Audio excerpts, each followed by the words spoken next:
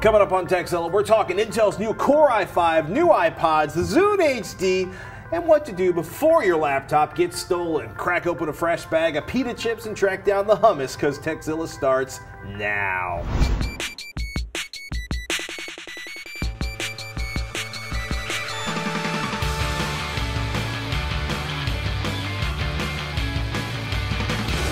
This episode of Tekzilla is made possible by Air Force H2, Squarespace, and GoDaddy.com.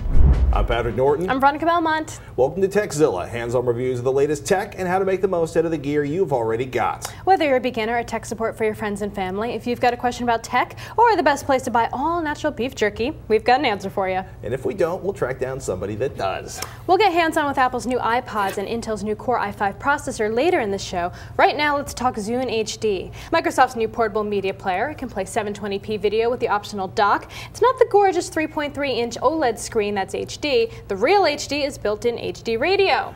It's got a great new interface and desktop software that actually integrates not only your local audio, but online audio in a really clean manner, along with tons of band-specific content that Microsoft has gathered together.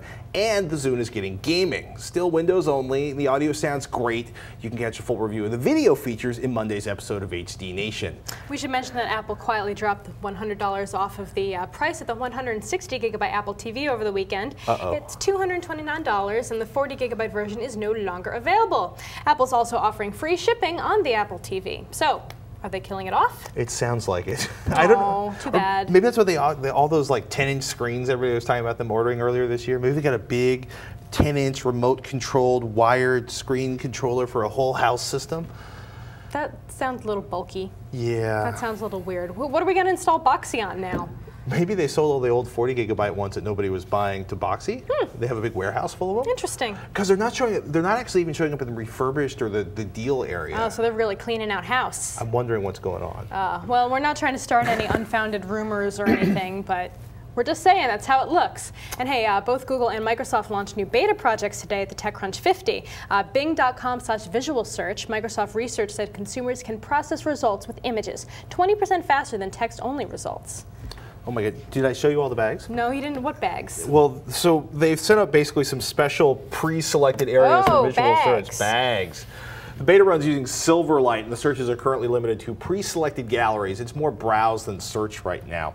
Google also dropped a visual search announcement at TechCrunch. Fastflip.googlelabs.com is Google News meets the rack of magazines at the newsstand. You flick through screenshots of actual news articles. Google calls the experience blindingly fast overviews of headline pages of top newspapers. I thought it was like, wow, websites use really tiny fonts for headlines. You actually said it looked pretty useful. You were kind of into the whole display. Well, it reminds me of Glimpse, which everyone turned me on to for Safari. It actually gives you little thumbnail images in Google search on Safari. So it actually did help me choose which items to click on. I don't know. Maybe it might also be the screen I was looking at, because I was looking at my little tiny netbook, but all I could see was little tiny gray smudges where the text were, and a barely readable like 2-point headline above that. I like the idea. Everybody's getting into really big visual search these days, and certainly Bing and Google are going to be beating each other. I should say Microsoft and Google are going to be beating on each other. Another big TechCrunch news, no, not the most excellent Penn & Teller iPhone application, but Intuit has agreed to pony up $170 million for Mint.com. Launched 2 years ago at TechCrunch, the winner of the TechCrunch sort of, grand select prize of joy. And I think, one, it's proof that Garage, or in the case of Mint.com, kitchen-started businesses can still pay off. The question is, will Intuit, the same folks who've brought us TurboTax and Quicken and bought Parsons Technologies, which you probably never heard of back in 1994, Parsons being the guy who went on to found GoDaddy. Parsons said they basically bought my application to disappear it. And you are a huge Mint fan. Yeah, I do really like Mint a lot. I'm a little concerned. I'm not going to worry about it too much. They did say that they're going to keep Mint.com working the way it has been for the past couple of years, which is good. But down the line, are they just going to absorb the software and kind of turn it into a Quicken style online? Because they already have Quicken Online. Well, I've got a bunch of friends who used Quicken Online, and they all left it to work with Mint, even though they may still use some of Quicken's other projects. So maybe Quicken's like, we want the new internet technology that Mint does so well. Maybe. I guess we'll have to see. They are are keeping on the whole team there as well so far, from what I've heard. So that's good. Do you find it kind of scary because this is like, you have a pretty tight relationship. Mint like knows all of your banking information. Does it freak you out that now they're a part of big giant Quicken? Well, Quicken knows all my information too, because I do my taxes with TurboTax. So, I guess I'm screwed one way or another. Our first question of the day comes from Kenneth. Take it away, Kenneth. Hi, Tekzilla. I just recently had my laptop stolen, and I was wondering what security measures can I take to secure the files on my computer, and what's available for possibly tracking it down after it's stolen. Thanks. Well, that kind of sucks, Kenneth, especially if you kept a lot of personal files on that machine. The first thing we hope you have is, of course, a backup. Yes, I know we drill the concept into your heads constantly, but for times when you experience laptop theft, having a backup of your data is a lifesaver, or a job/business saver, oh my goodness. Think of it. Well, how many times have we heard in the last couple of years, like, giant government agency loses 42 million, you know, the VA has lost critical data on laptops. Credit card company data has been lost on laptops. I just got a thing from Radisson saying that all their data got stolen, and so they signed us up for that credit Equifax stuff. So you can, we're so we can really see sorry as we all lost our money gets drained from our account, so we can, have that visualization there. Well, it's seriously, if you're worried about the security of sensitive data, whether it's client data, bank statements, credit card numbers, work projects, use encryption on your notebook. You can encrypt an entire drive or select files in individual containers. One of the best encryption tools out there, TrueCrypt, is also free for Mac OS X, Windows, and Linux. That way, even if your laptop or your hard drive is stolen, you can be pretty confident that your personal info and files are inaccessible to the thief or thieves, unless you've really ticked off the NSA and they're going to do their magic under the ground in Washington, D.C., which who knows what they can crack at this point. You might want to consider a remote tracking tool like CompuTrace's laptop LoJack, which embeds a portion of itself into system's BIOS and calls home as soon as it's connected to the internet, sending back the IP address, MAC address, gateway address to the monitoring site, which can coordinate with police. It's in the BIOS to prevent a thief from formatting the hard drive so they can reuse or resell the system.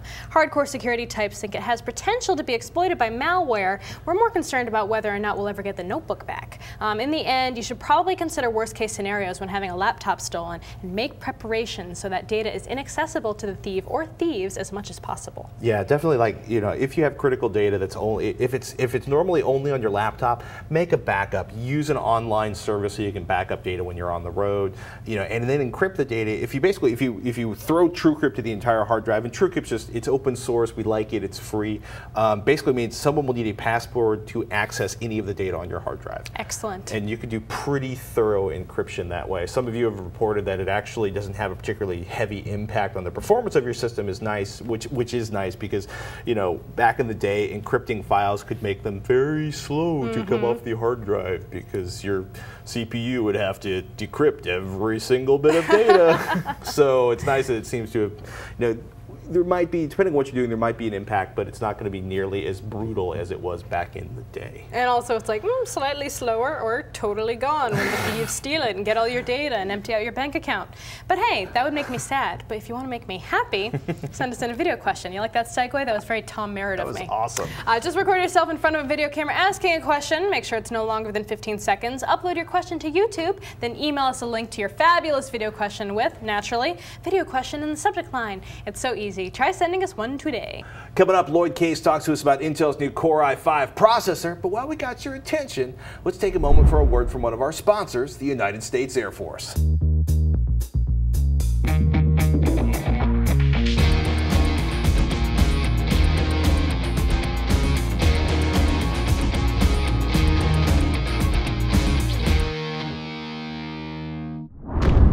Welcome to this week's Freebie Download Pick, a free program that we find useful, fun, or incredibly interesting. This week, HD Tune. If you're in need of a free app that gives you the lowdown on your hard drive's health and condition, you should check out HD Tune.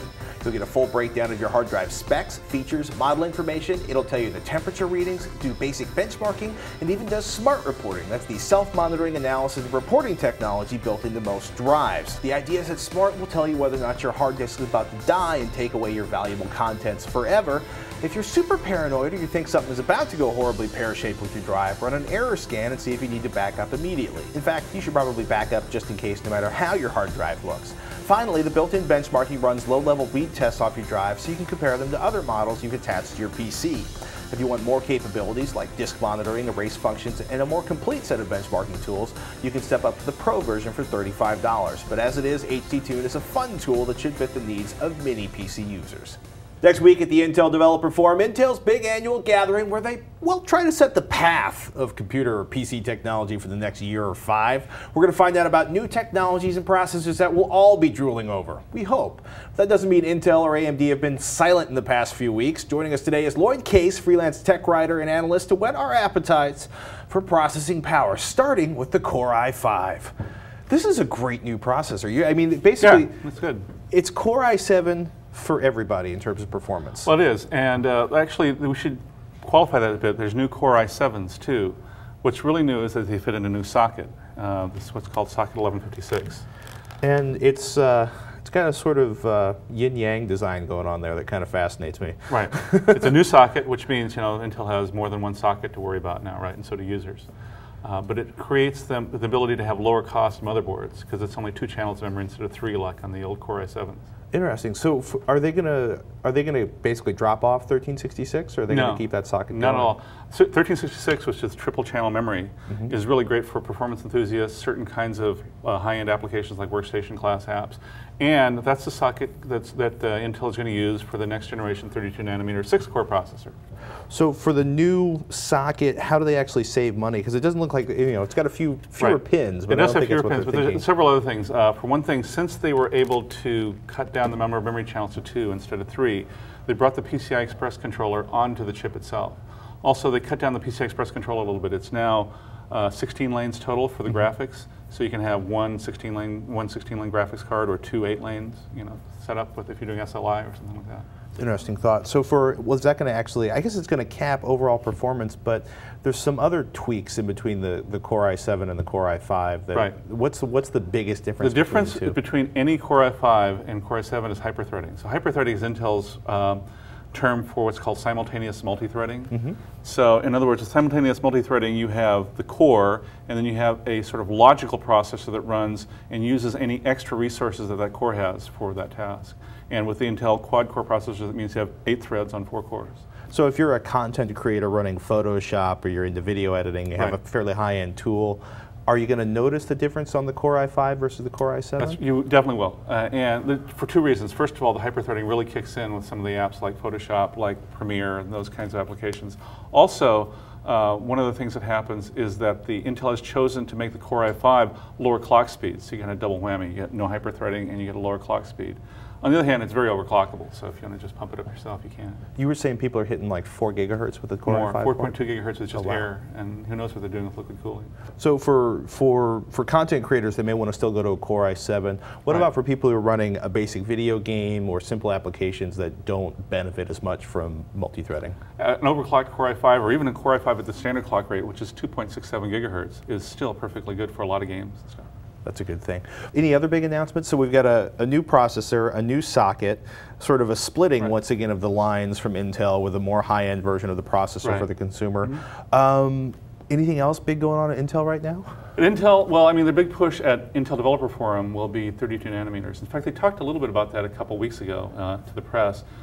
They showed a demo of the 32 nanometer Westmere processor. Now for frame of reference, the current Core i7 and i5s are 45 nanometers. So in other words, Intel is shrinking the process again so you put more transistors on a chip or make the chip smaller, whatever the choice is depending on what they want to do. That's a huge shrink.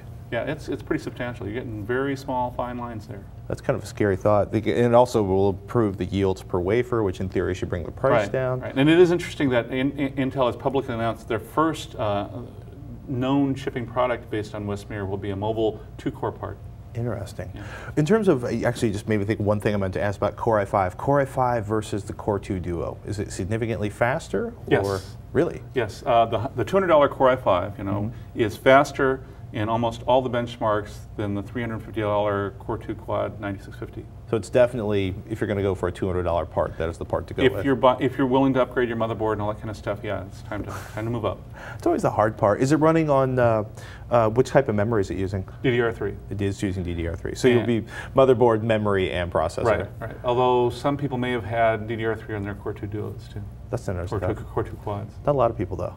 AMD did a bunch of announcements. They had big press briefings recently, a bunch of stuff you can't talk about yet. What can you tell us about what's going on with AMD? Well, one of the things that they're announcing just this week is a $100 quad-core processor.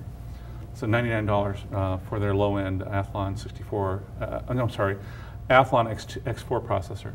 And Athlon 2X4, I think. I can't keep track of their naming schemes. At any rate, what is important about it is it's a quad-core processor. It's $99. If you get one of their integrated graphics motherboards based on their 785G chipset, you can build a system for probably under $400, under close to $300. If you're willing to skimp on the hard drive and the optical drive. And probably have fairly serious processor performance. It'd be pretty decent for everyday type of use. Yeah, you could populate an office with these for pretty cheap. Are you seeing AMD primarily? They seem to have lost the battle at this point for overall processor performance. Yeah, until AMD kind of comes out with their next generation CPU architecture, then that's probably correct. They can't compete on performance, so they're trying to compete on price. And also, they were at one point trying to compete even on lower power, but Intel's taken that away from them even. Absolutely. On the other hand, we can't talk too much about it now, but they got some cool stuff in the graphics pipeline that'll be interesting. What are you seeing with Eyefinity? That was one of the things you can talk about at this point. Eyefinity is AMD's new technology for driving multiple monitors. And when I say multiple, I don't mean 2, I mean 3, 4, 5, and up to 6 displays with one graphics card that has one GPU on it. It's actually pretty neat stuff because what's important about it is the software allows you to have multiple configurations. For example, you can have 3 monitors all in portrait mode. So if you're doing a lot of text editing or that kind of stuff, you can have 6 displays. If you have 6 30-inch displays in landscape mode, then you can do per pixel editing on a 12 megapixel photograph. That's an insane kind of visual to try to work with. Is anybody making a monitor that high resolution? Because a lot of the demos seem to be like 22. They had one case where it was 24 monitors driven off of 4 graphics cards. No, that's the problem. You see, it costs a lot of money to add more pixels to an LCD, the single LCD. So instead, you put multiple LCDs together. One vendor was showing they're going to be shipping a package. I can't say who the vendor is, but they're shipping a package of 1 to 3 LCDs with a proprietary stand, so they all kind of fit tightly together. It's going to be kind of a neat little array. I like that thought. DirectX 11, is it safe to say it's around the corner now that Windows 7 is here? Yep, it's going to be launched officially when Windows 7 launches. Nice. Should we be delaying to buy a graphics card at this point if somebody's on the edge for a high-end graphics card? I would say wait till the end of this month anyway. Okay. What's the biggest thing DirectX 11 is going to bring to consumers? A bunch of things. They're going to bring some, the usual kinds of visual enhancements. One of the coolest features is something called hardware tessellation, and what that means is that the artist defines the object or the item as a set of patches, and within those set of patches, the GPU itself says, I can add more triangles, and so as you move closer to the object, it gets much more detailed, so you don't have the octagonal heads, that's pretty common among a lot of 3D games and stuff like that. That's actually really neat, because it's almost like creating a fractal system where it's actually generating the... Right, it's actually generating the geometry on the fly. Oh, that's actually really crazy. Yeah. Anything else that stands out from DX11? Some efficiency stuff that will actually help people even with current generation graphics cards. They're finally multi-threading the entire API. And so that means that drivers and the what's called the distributor, the stuff that drives the games, will be multi-threaded, and that will actually have a benefit on DX10 and DX9 games, as well as DX10 and DX9 cards. So you'll see some performance improvements, even if you're just playing old games with old cards. So any other thoughts about any other sort of background technologies or anything you expect to see Intel talking about at Developer Forum next week? A couple of things that we'll be looking for in addition to the 32 nanometer stuff. A lot of sort of platform stuff is starting to ramp up. We're going to see announcements based on the new SATA 6 gigabit per second standard, both hardware as well as chipsets and stuff. Will that be used more for RAID, or for they actually expect single drives or SSDs? I asked that question too, and one hard drive vendor told me that with the way the data densities are increasing on the outer platters, even 7200 RPM drives, they're going to start saturating 3 gigabits per second the next year. Really? Yes. Just read. This is reads, obviously, not writes. And then, so yeah, I think it'll help a little bit. Other thing we'll be seeing more of USB 3.0, which is much faster. How long is it going to take for USB 3.0 to actually? New chipsets. I mean, we'll probably see him in a year from now. So, will you come back in a couple weeks? Tell us what else you saw at IDF. I'd love to. And the other thing I want to talk to you about: would you be willing to, because Loyd is the premier system builder, at least out of people I know. You want to come back and help us do some like $500 ultimate gaming machines, some targeted machine builds? That's a great idea. I'd love to do that. Cool. All right, ladies and gentlemen, Loyd Case. You can find more of his work at improbableinsights.com. The man is brilliant and his writing is fun. Go to the website and check it out. Coming up next, Apple's new iPod Nano is out. Is it truly the best iPod Nano ever? Find out. But first, let's take a moment to thank one of our sponsors, Squarespace. Here to tell us a little bit more is our PA, Annie. Hi everyone, it's Annie, and I want to fill you in on what's new at Squarespace, the online publishing platform that makes creating any website a snap. Squarespace has just launched a new site importer tool that makes it so easy to migrate your existing site over to Squarespace. The new importer tool supports all the popular platforms and moves all of your comments, tags, authors, and media automatically. And side note, Squarespace is the only platform out there that does all of it. See for yourself how easy it is. Sign up at squarespace.com, then click on the blog importer tool, enter the login information for your existing platform, and within moments, it's all there. Even if you have a custom domain, Squarespace uses the URL structure of your existing site to create mappings for every single post, all automatically. It's pretty amazing, and it ensures that when you do import your site, all of your content will stay totally intact, including your search engine ranking that you may have spent a long time building. The only thing that will change is the quality of your site. So if you've been thinking of giving your site a little facelift, this would be the perfect way to do it. And better yet, you can sign up for a free 2-week trial to test it out first. And if you sign up for the paid version of Squarespace using the code TEKZ, that's T-E-K-Z, will get you 10% off the whole lifetime of your order. So don't hesitate. Check out squarespace.com today. Looks like it's time for another website we just can't get enough of. A website that we just can't stay away from because it's too useful, too funny, or just too darn irresistible. This week's pick, Immerse. If you've been looking for a new job, make sure you visit Immerse.com before you start sending out that old, tired resume to people on Craigslist. Immerse is a site that helps you build and host your resume, plus much more. If you want to start from scratch, use the Resume Builder. You enter in all the pertinent information about yourself, including all of your work history. Then Immerse will lay it all out for you. If you don't like the template, you can choose different designs to find the one that best suits your personality and image. They'll even analyze your resume for you. Once the resume is to your liking, you can track exactly where you've sent it out. This way you can keep a history of all the places you've applied and who you need to follow up with. You can even leave yourself notes about the applications or people you've spoken to. If you want to print it out and send it the old-fashioned way, you can. However, you could also get a personalized web address from Immerse to host your resume on, so all you need to do is send someone the link. You can tinker with the privacy settings so that your information isn't totally out there for the entire world to see. So if you need to spruce up that resume and get a bit of competitive advantage, check out Immerse today. So this past week, Apple made a couple of announcements regarding their iPod line. To help us separate the hype from the real deal, we've invited Ryan Block, co-founder of GDGT and former editor of Engadget, to talk more about it. Oh, and in the interest of full disclosure, he is my significant other. Thank you for coming on, Ryan. Thanks for having me. I don't think I've ever actually interviewed you on this show before. Well, I'm very excited to show you some new iPods. So fill us in on what they talked about at the announcement. Well, the first bit of news that they got out there was a new version of iTunes. iTunes 9 has some new extras, app management if you're an iPhone. Oh, finally. I know, right? So you can actually organize the order and the pages of your apps if you have an iPhone or an iPod Touch. They announced a new iPod Touch, which is faster and works at the inline headset remote, which is nice, and 64 gigabyte capacity. They announced a new iPod Nano. I think that was kind of the show stealer because it had a video camera, and I've got one of those here today. And a new special edition stainless steel iPod Shuffle. Can I take a look at that Nano? Yeah, absolutely. I'll turn on the video camera for you. So tell me about the video camera a little bit. People are saying that it could actually be a flip killer. Is that true? Apple seems like they really would like to go into that market.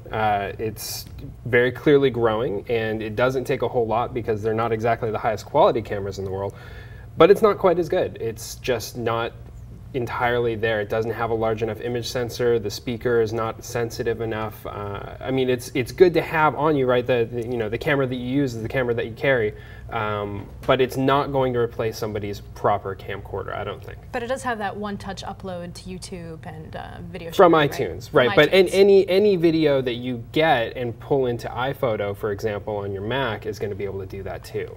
So for the Touch, why didn't that one get a camera? I mean, a lot of people were expecting that the Touch would finally have a camera built into it. It makes perfect sense. It does. So it's actually been shown now that on the internals of the device, there was a space carved out for a camera, and it didn't make it in. For whatever reason, it didn't make it in. I don't know if we're ever actually going to know why it didn't make it in, and I think it's safe to assume that at some point in the future there will be an iPod Touch with the camera, maybe in the very near future too. I mean, maybe even in the next 3 to 4 months. Yeah, probably not this year. I don't think Apple's going to want to do it before the holidays this year. They want to try to sell all these iPods for Christmas. Nice of them. Yeah, I know. It'll more than likely be next year when it does happen.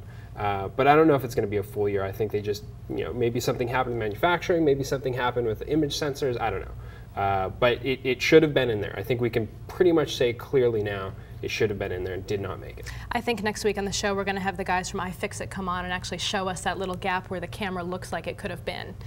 Yeah, so what have supposedly gone into it? There was actually a leak, an iPod Touch leak that was actually pulled apart, and it had a camera in it, and the internals of the board are the exact same internals of that new device. So it's clear that leak, kind of definitively proved that there was a camera in it at some point, and it got taken out. We don't know why. Interesting. So anything new about the shuffles other than colors, or are they just exactly the same as there always? There are colors, and then special edition is 4 gigs and has the stainless steel exterior, which is kind of like the back of the iPod Touch. They also dropped the pricing of the Classic iPod as well. Why do you think they're sticking around with the iPod Classic? Is it just the high capacity? Yeah, it's still selling units. I mean, people are still buying it. They also increased the storage capacity, but I mean, I think it's pretty clear that the iPod Touch is now the kind of flagship portable media player, and they know that it's going to kind of take away some of the sales from the Classic. But I mean, they want people in the App Store. They want people buying applications. So Microsoft's been showing off the Zune HD recently, and it obviously has a long way to go before it can catch up to Apple. What do they have to do to make it catch up to the iPod? I'm not sure that the Zune or the Zune HD is ever going to be able to fully catch up. I mean, Apple just has so much of the market. They have 75%. I mean, that's beyond monopoly. I mean, that is, they basically completely own it at this point. I'm not sure that the Zune is ever going to be able to get to 50 or 60% or even the 20 or 30. But what they can do is continue to make really good devices. And that's all anybody can do. And the more great devices that companies make, the more chipping away there will be of Apple's market share. So, competition breeds innovation, and it would be great if there was a Zune HD 2 and a Zune HD 3 and a lot of other devices that Microsoft were able to make that would continue to innovate on top of what's already out there. I also think that being on the Mac wouldn't help either. Yeah, why haven't they done that? I really couldn't say. I think partially it has to do with their subscription music model. It's got the DRM and everything on. I mean, they could port that. It's not impossible. Apple ported their DRM to PC, and they started on Mac. And remember what a big deal that was. But it's not impossible to do. It's just somebody at Microsoft has to make that decision, and they have not decided to do it. And I think it's hurting them. All right, well, thanks so much. Where can everyone follow your work online? I'm at gdgt.com. You can actually check out my profile and see all the gadgets that I have at user.gdgt.com/Ryan. All right, thanks so much. Well, coming up next, we have more viewer questions, but first, it's time now to thank one of our sponsors, GoDaddy.com. If you want to make an impact online, GoDaddy.com has what you need. .com names as low as $1.99, plus world-class hosting, fast and easy website builders, and much more.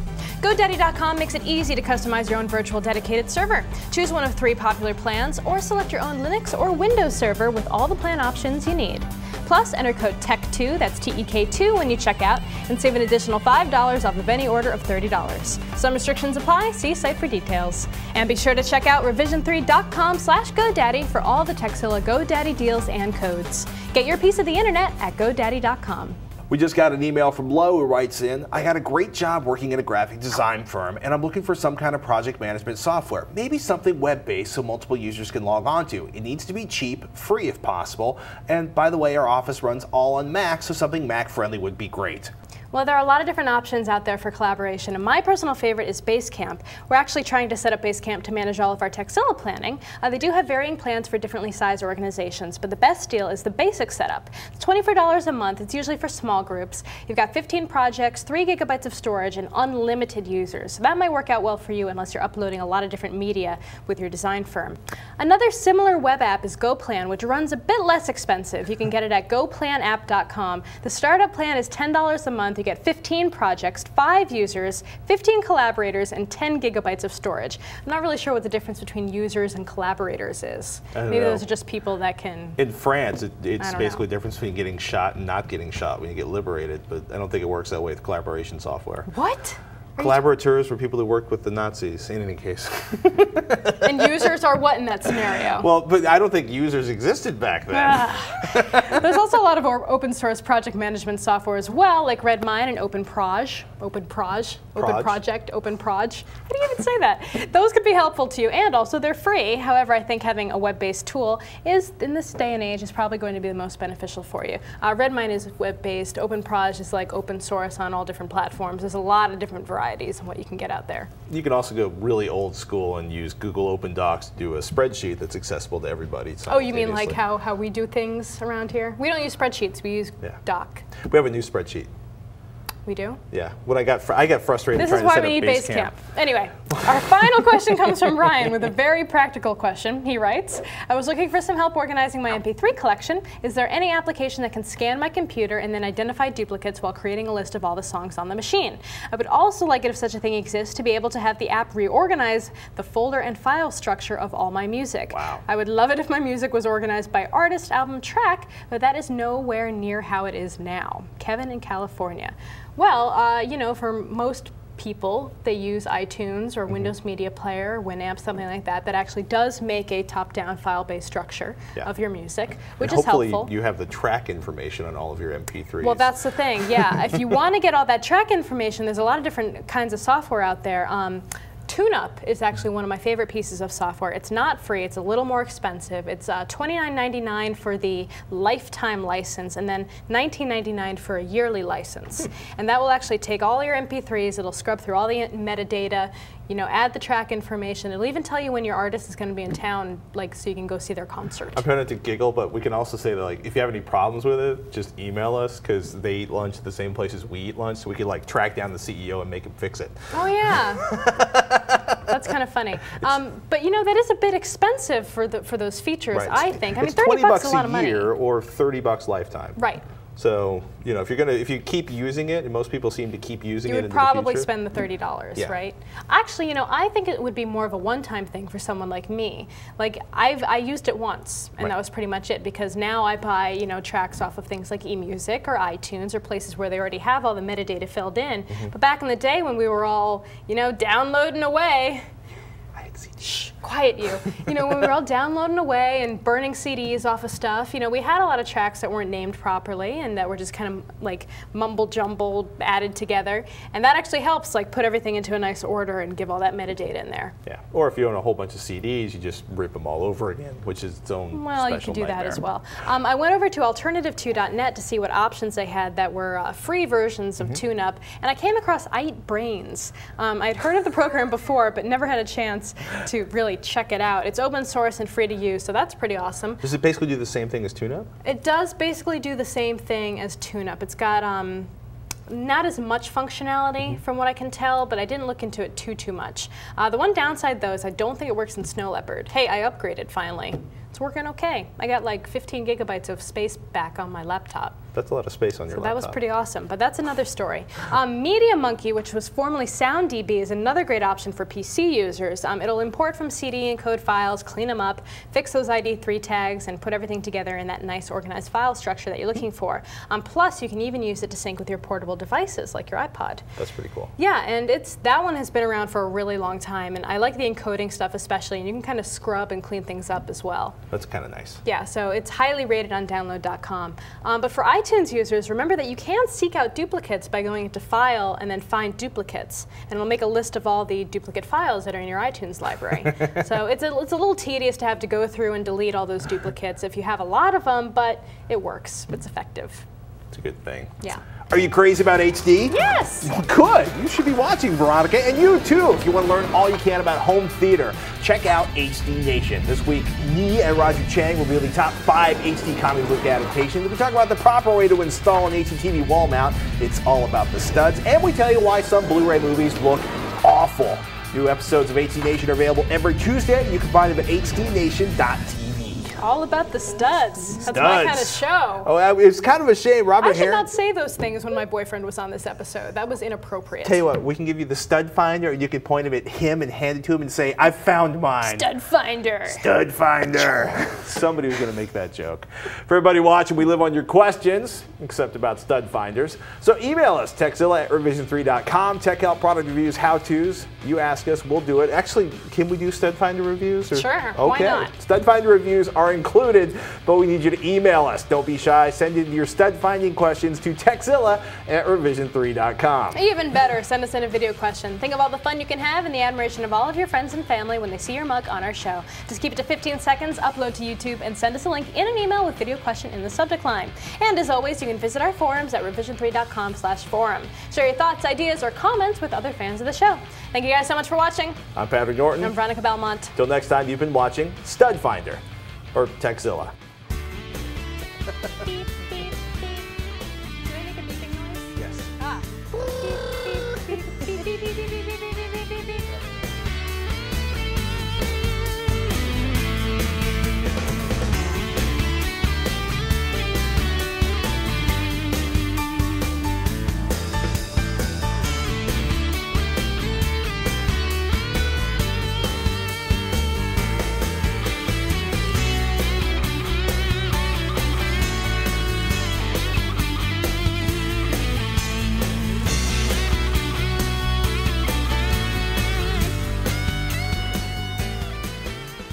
Can we get a wistful look from you, Loyd? A wistful? Don't squint your eyes so much. Good lord. Don't get all over my eyes. Oh, you two, stop it. You guys are disgusting. Oh, all right. In. Nope.